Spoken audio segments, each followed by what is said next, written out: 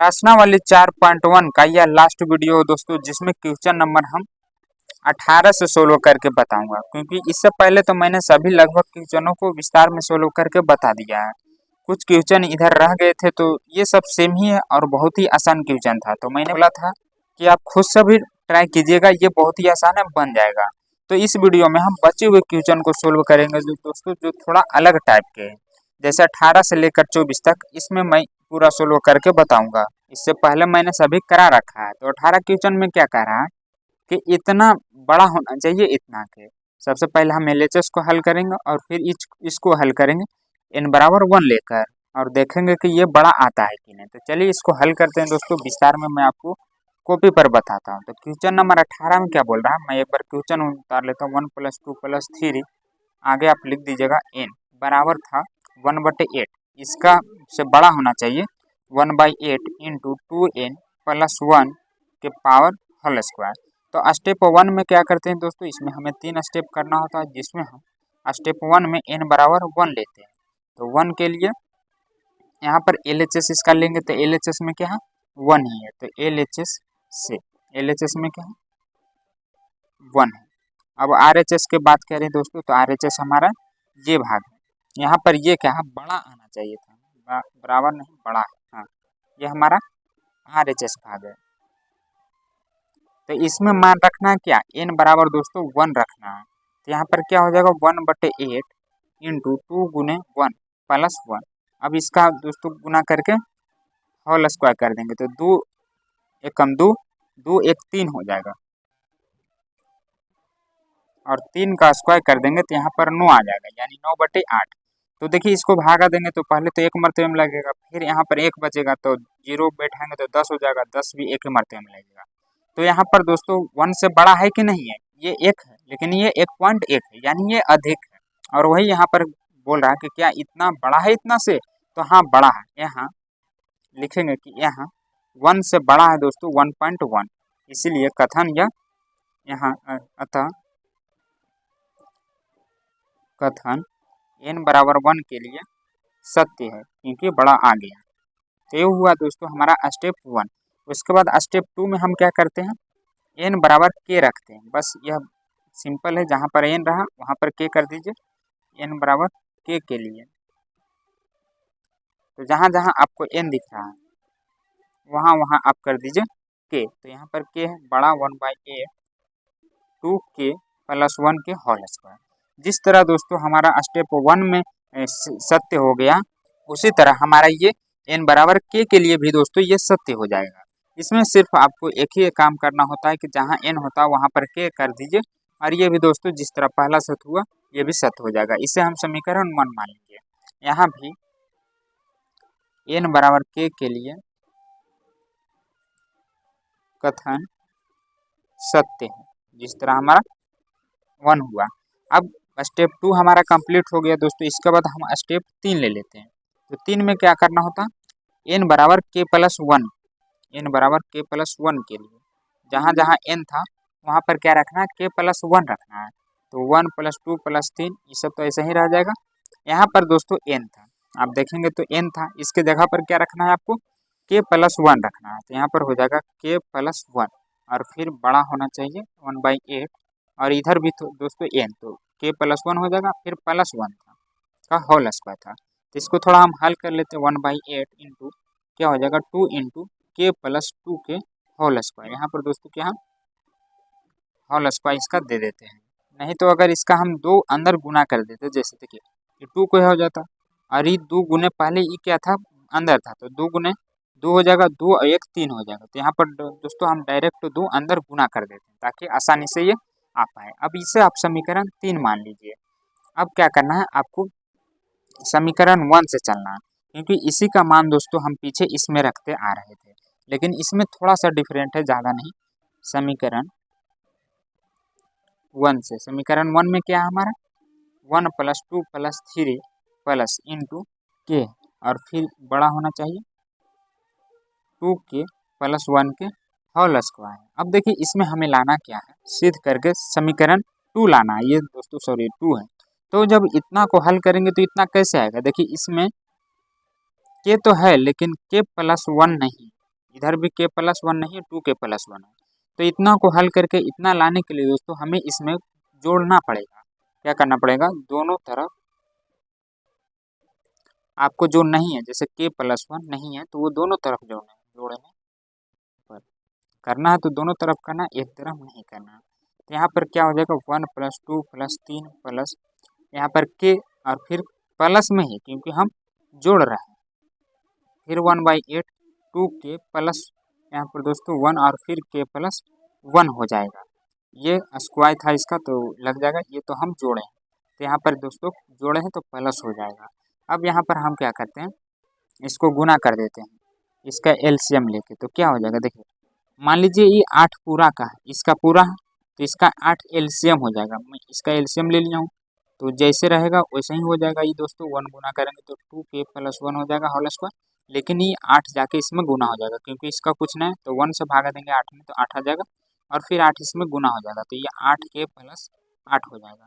अब चाहे तो इसको भी तोड़ सकते हैं, तो यहाँ पर क्या हो जाएगा 4k या तो ऐसे ही भी लिख सकते हैं आप +1 को a² + b² + 2ab 2a 2 दूनी 4 b फिर 1 गुनेंगे तो 4 गुने 1 4k ही रह जाएगा। अब जो है वो लिख देते हैं 8k+8 बटे में दोस्तों यहाँ पर क्या हो जाएगा हमारा 8 हो जाएगा। अब यहाँ पर इसको थोड़ा हम हल कर देंगे, जैसे ये जो है दोस्तों इसके रहने देते हैं 2k के होल स्क्वायर रहने देते हैं और ये हो जाएगा +8 4 12k ये होल स्क्वायर इसका रहने देते हैं और ये हो जाएगा दोस्तों, देखिए 8 और 1 9, तो 9 को हम क्या करते हैं 3 के स्क्वायर कर देते हैं, तो यहाँ पर हमारा एक फार्मूला बन जाएगा और नीचे 8 वो रहने देते हैं। ये इधर भी लिखना है दोस्तों, आप लिख दीजिएगा बीच में। ये हो गया हमारा a² + b² + 2ab देखिए 3 दूनी 6 हुआ और 2 6 दूनी 12, यानी ये फार्मूला परफेक्ट बैठ जा रहा है। तो यहाँ पर हम लिख सकते हैं 2k + 3 के होल स्क्वायर, इसको तोड़िएगा तो इतना ही आ जाएगा। देखिए अब मिलाइए, इतना आया कि नहीं 1/8, हाँ आया हुआ 2k + 3 1/8 आप आगे भी लिख सकते हैं। ये आ चुका हमारा दोस्तों समीकरण 3, मान लीजिए तो RHS ही। तो यहाँ पर क्या हुआ, जब हमने दोस्तों n+1 रखा तो कथन सत्य आया। यहाँ भी n = k+1 के लिए कथन सत्य है, तो लास्ट में लिख देना है आपको कि यह, इसके नीचे ही लिखना कि यह गणितीय आगमन सिद्धांत को सिद्ध करता है। यही दोस्तों शुरू में बोल रहा था, करता है।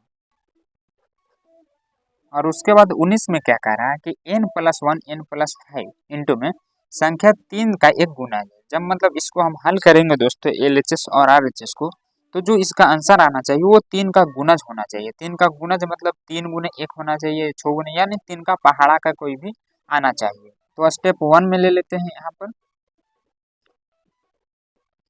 n = 1 के, तो क्या हो जाएगा, देखिए यहाँ पर दोस्तों एक ही मतलब LHS ही है, तो सिर्फ एक ही गो बार हल होगा इसमें LHS, तो इसी को ले लेते हैं 1 × 1 + 1 × 1 + 5, तो यहाँ पर क्या आ जाएगा 1 गुने 2 आ जाएगा, फिर गुने यहाँ पर 5 और 1 6 आ जाएगा, तो ये दोस्तों 6 दूनी 12 हो जा रहा है। तो ये 3 का पहाड़ा माता है कि नहीं, 6 चौक, हाँ 3 चौक 12, यानी ये 3 का गुणज है 12, जो कि 3 का गुणज है। तो आ चुका है दोस्तों, यही पूछ रहा था कि है कि नहीं, तो है। अतः कथन n = 1 के लिए सत्य है। हमारा पहला हो गया कंप्लीट। उसके बाद स्टेप 2 में दोस्तों क्या करना है, n = k के लिए, n = k के लिए, तो यहाँ पर क्या करना है, n के जगह पर सिर्फ k रख देना, तो ये k+1 हो जाएगा और ये k+5 हो जाएगा। तो जब जिस तरह ये हुआ दोस्तों, अगर इसमें भी हम कोई मान रख कर देखें, जैसे 1 रखे और भी कोई मान रख के देखें, तो ये भी क्या होगा, हल होने के बाद 3 का गुणज ही आएगा, तो हम इसको डायरेक्ट लिख देते हैं के लिए, तो यह भी 3 का गुणज ही है, गुणज है। अतः n बराबर k के लिए भी कथन सत्य है। इसके बाद स्टेप हमारा 3 रह गया। आप लिखे या न लिखे तीन को दे दीजिए, इससे से आपका काम हो जाएगा। तो स्टेप 3 में हम क्या करते हैं दोस्तों, n बराबर k प्लस 1 के लिए। तो यहाँ पर आपको जहाँ जहाँ k दिख रहा है, मान लीजिए n ही है, वहाँ पर आपको क्या रखना है, k प्लस 1 रखना है। तो क्या हो जाएगा, k प्लस 1, यह हुआ सिर्फ k के जगह पर। फिर देखिए k के जगह पर रखेंगे, मतलब n के जगह पर k प्लस 1, तो एक 1 इसमें भी है, एक 1 पहले से है, तो 1 प्लस 1 क्या हो जाएगा दोस्तों, 2 हो जाएगा। तो मैं डायरेक्ट यहाँ पर लिख देता हूँ। उसी तरह यहाँ पर भी एक दे देंगे, तो 5 और 1 6 हो जाएगा, यानी k प्लस 6 हो जाएगा। इसे हम समीकरण 1 ले लेते हैं और इसे समीकरण 2 ले लेते हैं। अब इसमें हम क्या मान रखें कि देखिए, ये रखें चाहे ये रखें, ये उसमें रखें या ये इसमें रखें, दोनों में से कोई एक आना चाहिए, क्योंकि इसमें RHS नहीं है, सिर्फ LHS ही है। तो देखिए, हम इसी को लेके चलते हैं दोस्तों समीकरण 2 से, जो है उसी को लेके चलते हैं और इसमें में ही हम कोई परिवर्तन करते हैं। जैसे यहाँ पर k प्लस 5 है, तो उसी रूप में हम इसको भी बनाते हैं, इसे तोड़ कर लिख देते हैं, k प्लस 5 प्लस 1 कर देते हैं, इसके जैसा ही। अब इसको हम इसमें गुना करेंगे, तो यहाँ पर क्या आ जाएगा, इस तो वैसे ही रह जाएगा k प्लस 1, k प्लस 2। अब यहाँ पर दोस्तों k प्लस 5 हो जाएगा और इधर हमारा 1 हो जाएगा, k प्लस 1, और ये बच गया 2, तो k प्लस 2 हो जाएगा। अब फिर से देखिए, इसका हुआ, तो अब इधर आपको करना है, 1 का इसके साथ कर देना और फिर 2 का इसके साथ कर देना। तो यहाँ पर क्या आ जाएगा दोस्तों, गुना करके नहीं इनटू में लिखते, आप चाहें तो गुना में करेंगे, लेकिन फिर कॉमन लेना ही पड़ेगा। तो अभी मैं बाहर ही रखता हूँ। फिर इधर भी दोस्तों गुना करें और जोड़ देंगे, तो 2 बाहर निकल जाएगा, k प्लस 1 आ जाएगा, और इधर हमारा k प्लस 5, k प्लस 1 हो जाएगा, और ये k प्लस 2 हो जाएगा, जैसे वैसे। उसके बाद अब देखिए इसमें क्या कॉमन हो रहा है, तो वो हम कॉमन लेंगे, तो k प्लस 1, और यहाँ पर दोस्तों k मैं इधर लिख देता हूँ, फिर प्लस k प्लस 5 प्लस, इसमें भी k प्लस 1 निकल सकता है बाहर। तो ये दोस्तों अगर हम कॉमन ले ले, तो इधर क्या बच जाएगा, ये 2 वाला बच जाएगा, और ये k प्लस 5 बच जाएगा, और यहाँ पर फिर पाएस k प्लस 2 बच जाएगा। अब इसको हम हल कर देंगे, k plus 1 into k plus 5 plus k plus 1। तो देखिए 2 गुना कीजिए, तो 2 के 5 दूनी 10, और 10 और ये 2 12। यहाँ पर दोस्तों डायरेक्ट आ जाएगा हमारा, और ये 2 1 3 के आ जाएगा। मैं डायरेक्ट कर रहा हूँ, आप थोड़ा विस्तार में भी यहाँ पर कर सकते हैं। तो क्या आ गया हमारा, k प्लस 1 आ गया, प्लस k प्लस 5 आ गया, प्लस यहाँ पर देखिए 3 कॉमन हो रहा है, तो इसे 3 हम बाहर निकाल लेते हैं, तो k प्लस 12 हो जाएगा, प्लस 4 हो जाएगा, 4 या 12, हाँ, और ये बच जाएगा हमारा k प्लस 1 इधर आ गया। तो अब मिला के देखना है दोस्तों कि मतलब गुणज है कि नहीं। जैसे 3 आया है इसमें, तो ये गुणज तो होगा ही। अगर हम भागा भी देंगे दोस्तों तो समीकरण और 2 से ये विभाजित हो जाएगा, तो गुणज भी है। तो यहाँ पर लिखेंगे कि यहाँ यह भी गुणज पूछ रहा था, 3 का गुणज है, अतः कथन n बराबर k प्लस 1 के लिए सत्य है। एक स्टेप और लिखना होता है यहाँ दोस्तों, तो यह गणितीय आगमन सिद्धांत को सिद्ध करता है। ये दोस्तों हमारा सही आंसर आ जाएगा। और अगला 20 नंबर में बोल रहा है कि इतना संख्या 11 से भाज्य होना चाहिए। तो चलिए हल करके देखते हैं भाज्य है कि नहीं। स्टेप 1 में आपको क्या लेना है, n बराबर 1 के, जहाँ जहाँ n है सिर्फ वहाँ पर 1 रख देना है। तो क्या आ जाएगा, 10 2 गुने 1 माइनस 1। तो यहाँ पर दोस्तों 10 के पावर 2 और ये माइनस 1 आ जाएगा, तो क्या हो जाएगा, 2 में से 1 जाएगा तो 1 बचेगा। यहाँ प्लस 1 छूट रहा है दोस्तों, ये पूरा लेके चलना है, प्लस 1 नीचे है, तो 10 के पावर 1 प्लस 1, तो 10 के पावर 1 10 ही होगा, और ये 11 आ जाएगा। तो 11 भाज्य है 11 से, तो लिखेंगे यहाँ कथन n बराबर 1 के लिए सत्य पहले लिख दीजिए 11, जो कि 11 से भाज्य है या विभाज्य, दोनों बात बराबर है। अतः कथन n बराबर 1 के लिए सत्य है। ये हुआ हमारा स्टेप 1। अब स्टेप 2 में क्या करना है, n बराबर k के लिए। तो यहाँ पर तो सिर्फ एक ही जगह दोस्तों हमारा n है, 10 के पावर 2 के पावर k -1 प्लस 1 हो जाएगा। इसे आप समीकरण 1 मान लीजिए। और जब ये दोस्तों हमारा सत्य हुआ तो ये भी सत्य होगा, तो लिख दीजिए कि यहाँ भी कथन n बराबर k के लिए सत्य है। तो ये हुआ हमारा स्टेप 2 कंप्लीट। उसके बाद हम स्टेप 3 में क्या करते हैं, n बराबर k प्लस 1 के लिए। तो इसमें भी दोस्तों आपको क्या करना है, n के जगह पर k प्लस 1 रखते हैं। तो 10 के पावर 2 n के जगह पर k प्लस 1, अरे ये को पहले से क्या था, माइनस था 1, फिर प्लस 1, तो क्या हो जाएगा यहाँ पर 1 से 1 कट जाएगा दोस्तों, तो यहाँ पर बच जाएगा हमारा 10 के पावर 2 के। पहले सॉरी इसमें 2 गुना करना है, काटना नहीं है दोस्तों। देखिए पहले 2 अंदर गुना करना पड़ेगा, 2 के प्लस 2 हुआ, फिर -1, तो यहाँ पर क्या आ जाएगा प्लस 1, 10 के पावर 2 के प्लस 1 ही रह जाएगा घटने के बाद। तो इसे हम समीकरण 2 मान लेते हैं। अब इसी को हल करके दोस्तों हम उतना लाएंगे, समीकरण दूसरा से 10 के पावर 2 के प्लस 1। अब देखिए इसे हमें इस रूप में लाना है। यहाँ पर क्या है दोस्तों, माइनस है और यहाँ पर प्लस, तो माइनस में लाने के लिए इसमें तो कुछ घटाना ही पड़ेगा, जबकि इसमें पावर में है। तो देखिए आपको सोचना है, अगर 10 के पावर 2 माइनस कर दे यहाँ पर दोस्तों 2 के पावर के -1, तो ये 2 में से 1 जाएगा तो ये प्लस में आएगा कि नहीं, क्योंकि ये तो प्लस है। तो इस रूप में आपको तोड़ना है लाने के लिए। अब इसको हल करेंगे तो 10 का स्क्वायर करेंगे तो यहाँ पर 100 हो जाएगा, -10 2 के पावर और प्लस 1। अब देखिए यहाँ पर जो 100 है दोस्तों, इसे भी हम तोड़ेंगे। 100 का ऐसा रूप में तोड़ना है कि जो 11 का विभाज्य, 100 11 से कटता है, नहीं कटता है, तो इसे हम तोड़ेंगे 99 -1 में, ताकि वो 11 का विभाज्य हो जाए। तो 99 -1 कर देते हैं 100 को, और ये हमारा 10 के पावर 2 के -1 है और प्लस 1। अभी जो 99 है ये दोनों में गुना कर दीजिए, 99 भी गुना होगा और 1 भी गुना होगा। तो पहले आ जाएगा 99 का 10 के पावर 2 के -1, और फिर आ जाएगा प्लस 1 भी रहेगा, हाँ, फिर आ जाएगा 1 के मतलब -1 का इसमें गुना करेंगे दोस्तों, तो यहाँ पर बीच में माइनस हो जाएगा, 10 के पावर 2 के -1 प्लस हो जाएगा। तो यहाँ पर भी क्या आया है, 99 आया, तो ये भाज्य है कि नहीं। यहाँ भी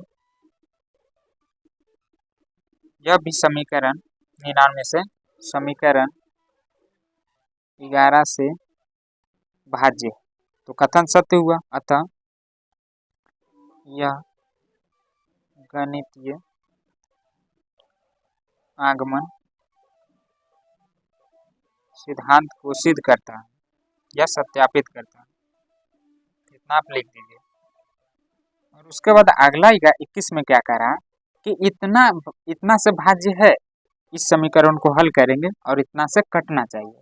तो स्टेप 1 में क्या करेंगे, n बराबर 1 के लिए रखिए 1, तो हो जाएगा x के पावर 2 गुने 1 माइनस y के पावर 2 गुने 1, यानी x square minus Y square आ जाएगा। अब यहाँ पर हम फार्मूला लगाएंगे a square minus B square का, तो क्या होता है, एगो माइनस में और एगो प्लस में। तो जब इसको इससे काटेंगे तो कटेगा कि नहीं, कटेगा। तो ये दोस्तों कथन सत्य है क्योंकि कट जा रहा है। यहाँ n बराबर 1 के लिए कथन सत्य है, भाज्य हो रहा है। तो ये हुआ हमारा स्टेप 1। उसके बाद हम स्टेप 2 में क्या करते हैं, n बराबर k के लिए जहाँ जहाँ n है वहाँ k रख दीजिए, तो x के पावर 2 k हो जाएगा माइनस y के पावर 2 k हो जाएगा। तो जब n पे दोस्तों हमारा भाज्य हो गया तो k पर भी हो जाएगा, यह भी भाज्य है।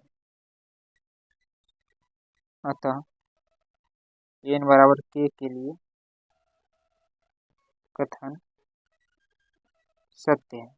ये हुआ हमारा स्टेप 2। स्टेप 3 में क्या करना, n बराबर k प्लस 1 के लिए जहाँ n है जैसे पावर में k प्लस 1 रखना है, तो क्या हो जाएगा यहाँ पर 2 के पावर 2 के x के पावर, हाँ x के पावर 2 के और प्लस 2 हो जाएगा। देखिए डायरेक्ट तो नहीं कर सकता हूँ, पहले मैं कर देता हूँ इंटू में, फिर माइनस वाई 2 इंटू के प्लस 1।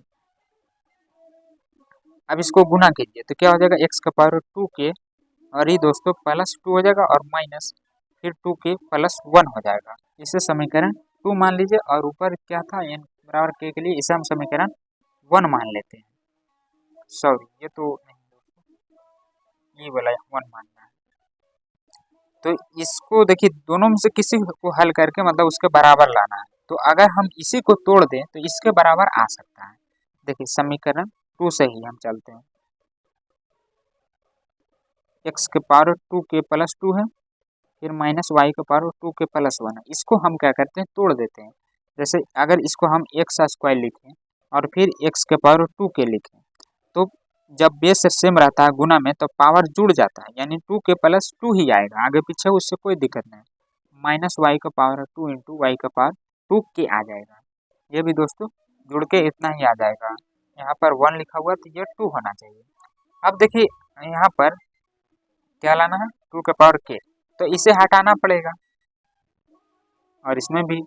तो यहाँ पर आप क्या कीजिए, यहाँ एक्स स्क्वायर इंटू ये एक्स स्क्वायर और यहाँ पर वाई स्क्वायर 2k जोड़ने व घटाने पर, एगो जोड़ देंगे और एगो घटा देंगे तो कोई फर्क नहीं पड़ेगा। तो क्या हो जाएगा, एक्स स्क्वायर वाई का पावर 2k और फिर इसमें हम घटा देते हैं एक्स स्क्वायर वाई का पावर 2k, फिर यहाँ पर एक्स स्क्वायर वाई के पावर 2k और इसमें भी घटा देते हैं वाई स्क्वायर वाई का पावर 2k। अब यहाँ पर आपको कॉमन लेना है। कॉमन क्या होता है, जो दोनों में मौजूद रहे। तो इसमें दोस्तों एक्स स्क्वायर दोनों में, तो हम इसे कॉमन ले लेते हैं। तो यहाँ पर क्या बचेगा, एक्स स्क्वायर निकल गया, तो यहाँ पर दोस्तों एक्स स्क्वायर 2k बच जाएगा। नहीं, यहाँ पर थोड़ा सा गड़बड़ हो रहा है, एगो मैंने जोड़ा और एगो घटाई एगो जोड़ा इसमें और इसमें, तो ये तो सही है, ये वाला थोड़ा मिस्टेक हो गया। एक्स का पावर 2k था, यहाँ पर सॉरी दोस्तों एक्स ही होना चाहिए, तो ये निकला बाहर, तो यहाँ पर एक्स का पावर 2k बच गया। फिर यहाँ पर माइनस वाई का पावर 2k बच जाएगा, और इधर भी हम जब कॉमन ले लेंगे वाई का पावर 2k तो क्या बच जाएगा, यहाँ पर दोस्तों एक्स स्क्वायर ये बच गया और ये बाहर निकला, तो यहाँ पर वाई स्क्वायर बच गया। अब इसको तोड़ देंगे, एक्स के पावर 2k माइनस वाई का पावर 2k प्लस वाई का पावर 2k, ए स्क्वायर माइनस बी स्क्वायर का फार्मूला लगाए, तो एगो वाई प्लस में हो जाएगा एगो माइनस में हो जाएगा। तो ये भी दोस्तों समीकरण x प्लस वाई से कट ही जाएगा क्योंकि समान गया। यह भी समीकरण x प्लस वाई से भाज्य,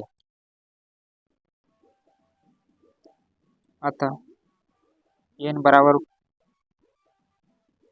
k प्लस 1 के लिए कथन सत्य है तो यह गणितीय आगमन को भी सिद्ध करता है। तो यह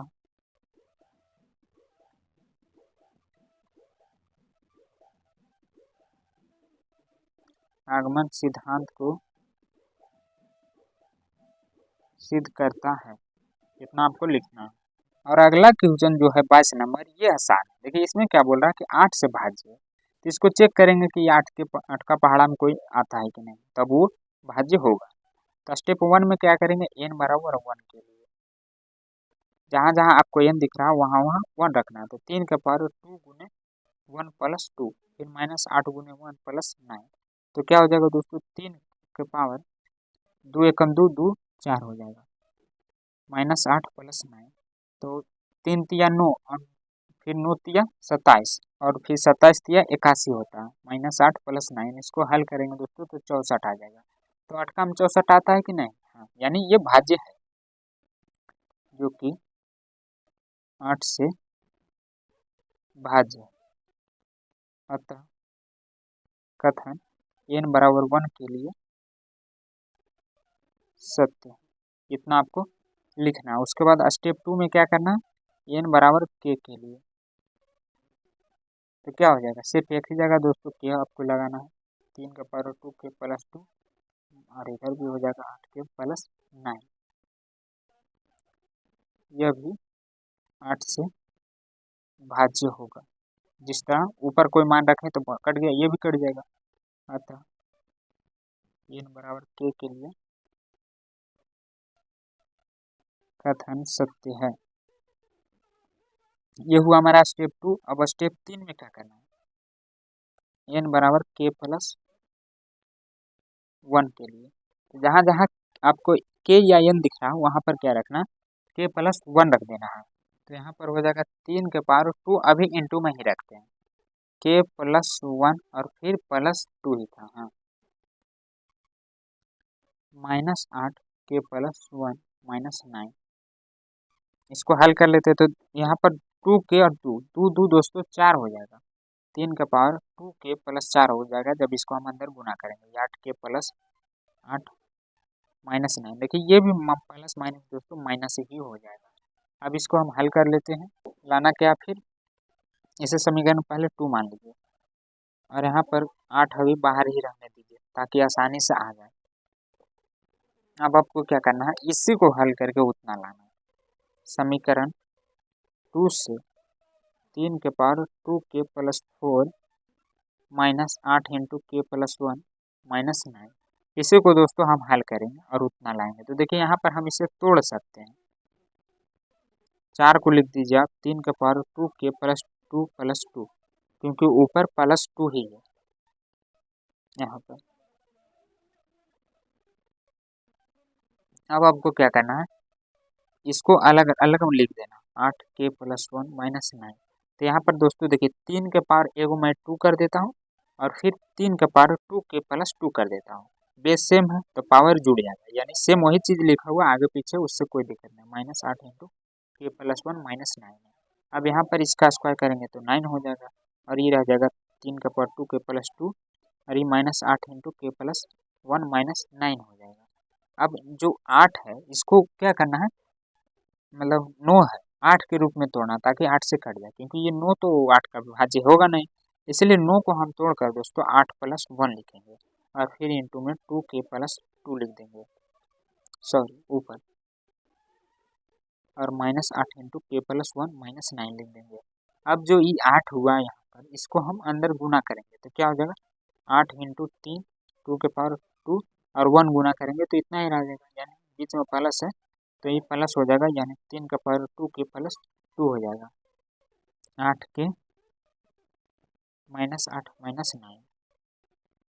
अब यहाँ पर कुछ कॉमन हो सकता है, जैसे यहाँ पर भी 8 है यहाँ पर भी 8 है, तो दोनों में से निकाल लेते हैं, 3 का पावर 2 के प्लस 2 बचेगा और यहाँ पर 8 निकला है तो के तो रह ही जाएगा दोस्तों, और इधर क्या रह गया हमारा, फिर सॉरी 8 के नहीं, फिर नहीं आ पाएगा,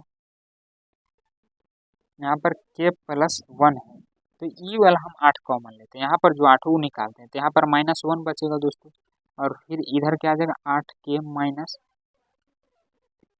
-9, और एक चीज़ और छूट गया है वो भी लिख देता हूँ, 3 का पावर 2 के प्लस 2।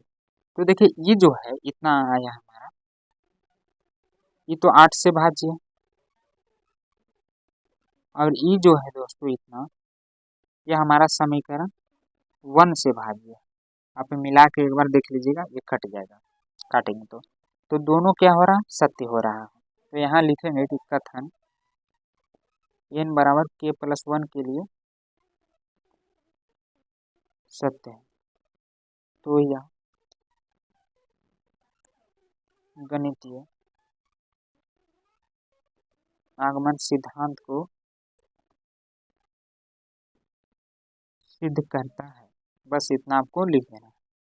अगला तो इसमें क्या रहा है, इतना संख्या 27 का गुना है, तो चलिए हल करते हैं स्टेप 1 के लिए, देखते हैं 27 से कटता है कि नहीं। तो n बराबर आपको 1 रखना है, जैसे 1 का पावर 1 या 2 का पावर 1 तो 2 ही आता है, उसी तरह यहाँ पर भी 41 का पावर 1 करेंगे तो 41 ही आएगा और ये 14 आएगा, तो इसे घटाएंगे दोस्तों तो 27 ही आएगा। तो 27 27 का गुणज है, 27 गुने 1 करेंगे तो 27 से आएगा, जो कि 27 का गुणज है। तो पहला स्टेप क्या हुआ हमारा, सत्य हुआ यहाँ। अतः कथन n बराबर 1 के लिए सत्य, ये हुआ हमारा स्टेप 1। स्टेप 2 में आपको क्या करना, n बराबर के लिए 41 के पावर के माइनस 14 के पावर के, इसे समीकरण 2 मान लीजिए। तो ये भी क्या होगा दोस्तों, गुणज ही होगा, गुणज है। अतः यह n बराबर k के लिए सत्य है। जिस तरह हमारा ये हुआ उसी तरह हमारा ये भी हो जाएगा। उसके बाद आपको स्टेप 3 में क्या करना है, n बराबर k प्लस 1 के लिए तो 41 के पावर k प्लस 1 हो जाएगा। फिर यहाँ पर दोस्तों -14 के पावर k प्लस 1 हो जाएगा। तो ये भी क्या होना चाहिए, 27 के गुणज होना चाहिए। अब इसको अलग अलग करते हैं, 41 के पावर k इंटू 41 के पावर 1 माइनस 14 के पावर k इंटू 14 के पावर 1। तो यहाँ पर दोस्तों क्या हो जाएगा, अगर 41 के पावर 1 करेंगे तो इतना ही रहेगा, जबकि लाना क्या है हमें, 27 का गुणज लाना, यानी इसमें 27 होना चाहिए। तो क्या हम करें कि ताकि इसमें 27 का गुणज आ जाए, तो 41 को इसमें से हम तोड़ देते हैं। 41 के पावर k इंटू 41 के पावर 1 इसमें तोड़ देते हैं, 14 के पावर k। अगर 41 में से हम 27 घटा दे तो 14 आएगा, और ये दोस्तों हमारा 27 का गुणज होता है। अब इसको हम अंदर गुना कर देंगे, 41 के पावर k 41 के पावर 1 माइनस 27 और ये दोस्तों 14 k इंटू 27। फिर हो गया इसका, तो अब करेंगे 41 का तो 14 के पावर k हो जाएगा। अब देखिए दोनों में क्या मौजूद है, जिसे हम कॉमन ले सकते हैं। तो यहाँ पर देखिए जो 14 है दोस्तों, 14 के पावर के इसमें भी 41 है, इसमें भी 41 है, तो 41 वाला को हम कॉमन ले लेते हैं। तो यहाँ पर क्या बच जाएगा, k और ये माइनस k, और इधर रह जाएगा 27 इंटू 14 पावर k। इसे समीकरण 2 मान लीजिए। अब इसमें भी क्या है, 27 है, यानी 27 का गुणज है ही। तो लिख दीजिए कि यह समीकरण 27 का गुणज है। अतः n बराबर 1 के लिए कथन सत्य है, और यह गणितीय आगमन सिद्धांत को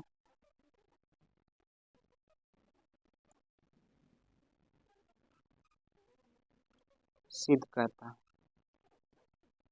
और उसके बाद जो अगला लास्ट क्वेश्चन है दोस्तों 24 नंबर, यह सेम 18 के ही तरह है। इसमें भी क्या बोल रहा है कि इतना से बड़ा होना चाहिए इतना। तो चलिए देखते हैं, स्टेप 1 में n बराबर 1 लेकर बड़ा आता है।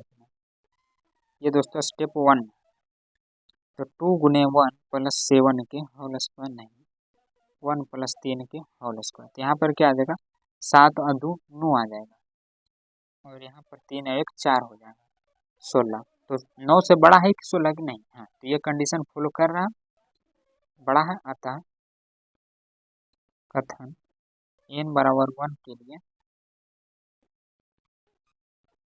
सत्य है। स्टेप 1 हो गया हमारा। स्टेप 2 में n बराबर k के लिए तो रखना उसको 2k प्लस 1 बड़ा हो चाहे ना k प्लस 3 के होल स्क्वायर।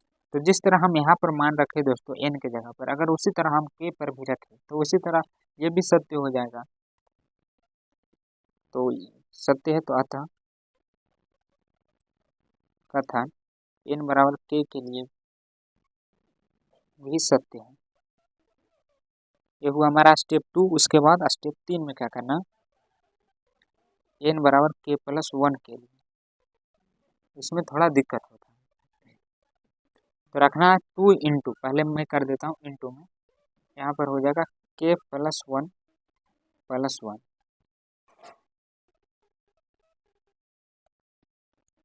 फिर रखेंगे इधर में सॉरी k प्लस 1 प्लस 3 के होल स्क्वायर। तो यहाँ पर क्या आ जाएगा, इसे जब हम अंदर गुना करके जोड़ देंगे दोस्तों तो यहाँ पर आ जाएगा 2k प्लस 2 1 3 हो जाएगा, और इधर आ जाएगा k प्लस 4 3 1 4 के होल स्क्वायर। तो इसे तोड़ेंगे हम, उससे पहले आप इसे समीकरण 2 मान लीजिए। इतना कोई हल करके हम इतना लाएंगे, इसे समीकरण 1 ले लीजिए। अभी समीकरण 2 से ही चलेंगे। तो क्या है 2k प्लस 3 और इधर दोस्तों k प्लस 4 के होल स्क्वायर, इसको तोड़िए। लेकिन ऐसे में तो नहीं आ पाएगा इतना, यहाँ पर क्या है दोस्तों 7 है, तो 2k प्लस 7 लाना है। ये भी दोस्तों थोड़ा मिस्टेक हो गया, यहाँ पर भी 7, तो क्या हो जाएगा 2 गुने करेंगे तो यहाँ पर आ जाएगा ज़्यादा, 7 और 2 9 हो जाएगा। ये हमारा 7 है और ये 2 2 7 2 9, फिर से उतना ही करना पड़ेगा। जैसे देखिए ये 9 है और यहाँ पर तो 7 है, तो हमें 7 के रूप में ही लाना पड़ेगा। तो इसे 2k प्लस 7 प्लस 2 कर देते हैं और यहाँ पर इसे k प्लस 3 रहने देते हैं, 1 रहने देते हैं, इसका होल स्क्वायर कर देते हैं और प्लस 3 का होल स्क्वायर कर देते हैं। यहाँ तो ऐसे ही रहने दीजिए, इसको तोड़ेंगे तो क्या हो जाएगा, k प्लस 1 का होल स्क्वायर और a square plus b square. इसको पूरा घेरिए और दोनों का होल स्क्वायर ऊपर कर दीजिए और ये जो पूरा है इसे a मान लेंगे, इसे b मान लेंगे। अब आपको a square plus b square का लगा देना है। तो k स्क्वायर करेंगे तो k स्क्वायर प्लस 1 स्क्वायर करेंगे तो 1, फिर प्लस 2k हो जाएगा और प्लस फिर यहाँ पर दोस्तों 9 और फिर प्लस 6k हो जाएगा और प्लस फिर 6। कैसे हुआ आपको पता चला, मैंने यहाँ एक स्टेप छोड़ दिया था। देखिए पहले a स्क्वायर यानी इधर कर देता हूँ, k प्लस 1 के हो a square plus b square plus 2ab यानी 3 दूनी 6 हो जाएगा और ये हमारा k प्लस 1 आ जाएगा। तो इसको मैंने तोड़ा, k square a square plus b square plus 2ab फिर 3 दिया 9 प्लस 6k प्लस 6, तो इतना आ गया। अब इसको हम हल कर लेंगे उसी रूप में, 2k 7 मैं पहले ले लेता हूँ और फिर k प्लस 3 के whole square a square b square plus 2ab, ये इतना पर बन जाएगा। और सेम चीज़ आ गया दोस्तों हमारा समीकरण 1। तो ये बड़ा है कि नहीं, 2k प्लस 7 प्लस 2 से बड़ा है कि नहीं, क्योंकि स्क्वायर में तो ज़्यादा हो जाएगा, ये कम है, यानी ये इससे बड़ा है। कथन सत्य हो रहा, अतः कथन n बराबर k प्लस 1 के लिए सत्य है। तो यह गणितीय आगमन सिद्धांत को